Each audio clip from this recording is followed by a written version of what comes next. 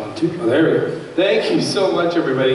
Like I said earlier, it's a pleasure to be here, not only because this is our first concert, but we're excited to present this half of the concerts. In terms of the theme, we're featuring obviously a space theme. So every title has some sort of space sort of tag or influence or pieces that were written specifically for those purposes. Before we continue, can we give another warm applause to the West Mountain Wind Orchestra for a brilliant performance.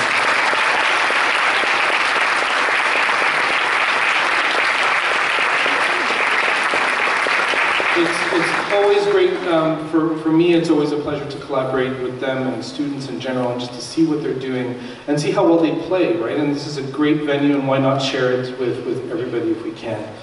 So thank you, Westmount, for coming out. You guys, there's Chad over there. Thank you, Mr. Benning, and the students for putting on such a brilliant performance. Thank you so much for being here. That first piece is called Infinity by Kataj Copley. Now, Kataj is a younger composer who's just starting to make waves in the composition world. And so this particular opener was more of an influence of Shooting Stars. Right, so you can hear sort of the sparkly effects in the upper winds, and that sort of morphs into sort of different spatial or atmospheric sort of elements and colors and textures and things like that. We're going to move on to another piece that has been made famous mostly from the orchestral side of things. Gustav Holst composed a suite of pieces called The Planets. Now this piece is rather long, it's about 49 minutes in total. But we're not playing all of the movements, so don't worry. I saw the eyes just like, what? What's going on? No, we're not playing 49 minutes worth. We're playing about 7 or 8 minutes or worth of one movement. One of the more famous movements, I think, in my opinion, which is called Jupiter. And so he wrote this in, it was premiered in 1920, but all the suites were composed in between 1914 and 1916.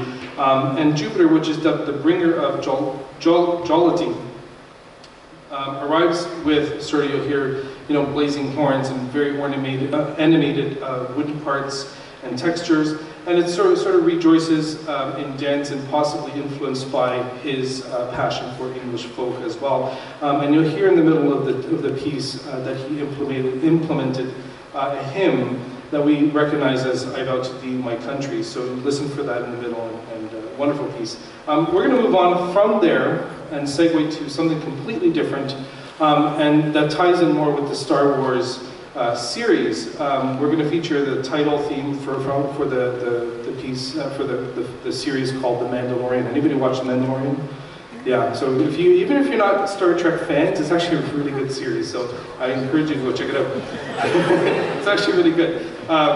I know I've never been a huge Star Trek fan until I saw that, and then I just got hooked. And it was hours and hours and hours of watching the different, anyways, yeah. You guys are laughing because you know what I'm talking about, right? So, yeah.